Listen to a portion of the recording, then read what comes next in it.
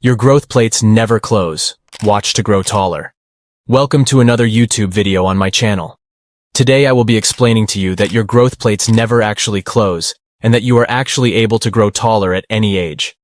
Before we dive in, make sure you have downloaded the free ebook, which I have linked in the description, which gives you 2 free exercises you can try at home to grow taller.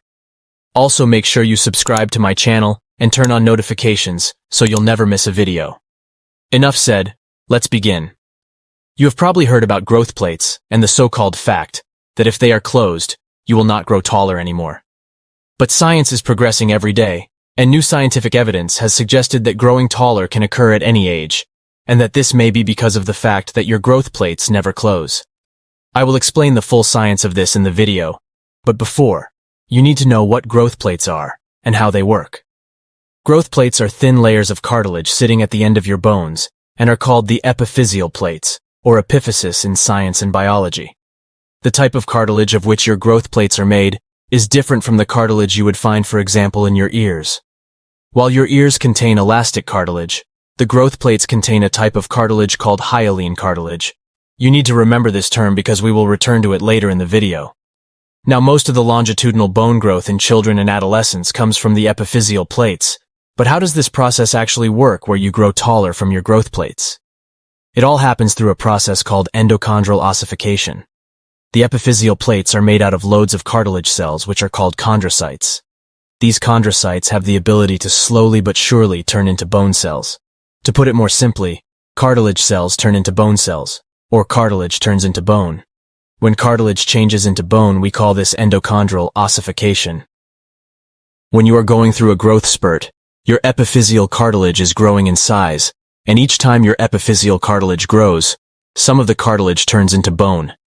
This process keeps on going in your growth plates until the entire epiphyseal cartilage has turned into bone. It is fully ossified, and according to most scientists, now your growth plates have closed, and there is no way for you to grow taller anymore. But this is only a half-truth.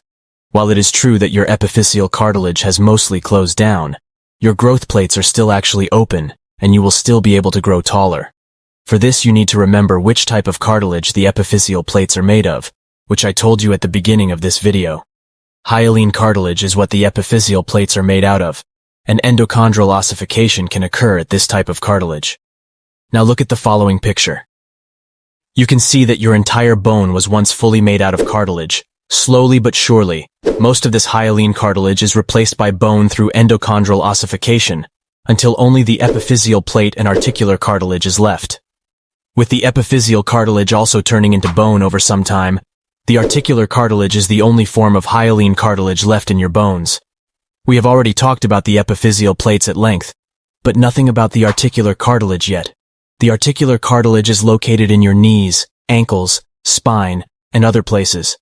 This type of cartilage never fully ossifies, because if it would turn into bone completely, your body wouldn't be able to move well. The articular cartilage is made out of articular chondrocytes. In this way, they are different from the chondrocytes in your epiphysis, which are called epiphyseal chondrocytes. Unlike the chondrocytes in the epiphyseal plates, the articular chondrocytes cannot turn into bone cells directly. Now comes a quick overview. Epiphyseal cartilage turns into bone because it is made out of epiphyseal chondrocytes, which after a long process turns into bone. The articular cartilage consists out of articular chondrocytes, and these are unable to turn into bone. But while the articular chondrocytes can't turn into bone, they can turn into epiphyseal chondrocytes, and those do have the ability to turn into bone. This means that you can turn the articular cartilage in your knees, ankles, and spine into your own growth plates. And to make things even better, the articular cartilage never closes. Or better said, your growth plates never close. This claim has been backed by a big amount of studies, which I have all linked in the description down below. In the book called Fracture Repair and Generation from Brian Keith Hall, it's even stated that every type of cartilage or cartilage-forming tissue may be able to form a growth plate. But how do you trigger this change where the articular chondrocytes change into epiphyseal chondrocytes? It all comes down to a stimuli which triggers this change, and there are 2 types of stimuli which are important here: mechanical stimuli and chemical stimuli. Now, when we talk about mechanical stimuli, we generally talk about the force that transfers over to the bone. This mechanical stimuli can come from landing on your feet and letting your bones absorb all the force. They can come from the constant force and pull of your muscles during, for example, an arm wrestling match. Or they can come from a combination of both, which would happen when you sprint, for example. What is important is that the exercises you use to generate this mechanical stimuli generates tensional force and not a compressive force, since tension on the bones will stimulate them to increase in length, and compressive forces stimulate the bone to become wider and shorter. In the description, I have linked a program called the Skyscraper Method, which completely lines out all the best exercises you can use to generate tensional force to lengthen specific bones like your legs, spine, hands, forearms, and so on. So make sure you check it out. Now, the second thing you need is chemical stimuli. Now, when I say chemical, I'm not talking about injecting chemicals like plastic in your body. No, I am talking about chemicals that occur naturally in your body, such as hormones, growth factors, and certain proteins. The most important chemicals are the hormone HGH and the growth factor IGF-1.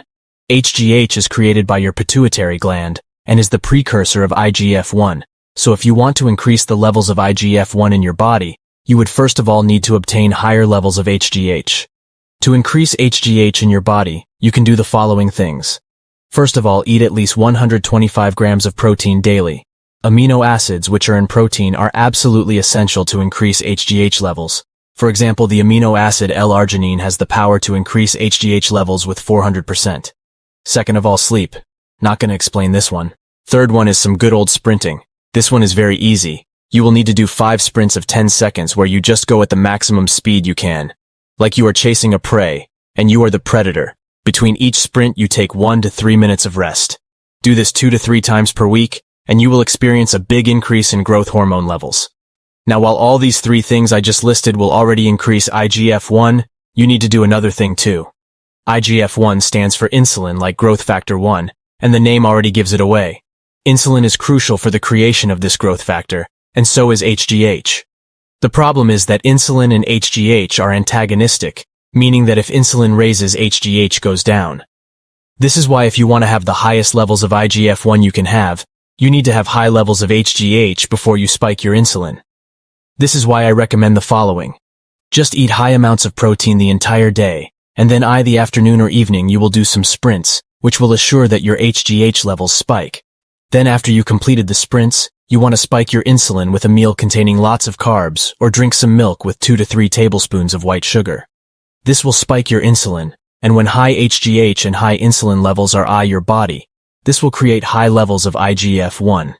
If you truly want to level up and increase your HGH and IGF-1 levels to the absolute max, which is humanely possible, I suggest you check out the program called Growth Hormone Optimization, which I have also linked in the description. It is also an option to get the Skyscraper Method and Growth Hormone Optimization in a bundle, which I have also linked in the description. Now we reach the end of the video, sadly. I want everybody, including you, to comment down below what you want to see a video about and what you want to be explained further. Also make sure you like, subscribe, and share so you support me to create more content like this. See you guys later.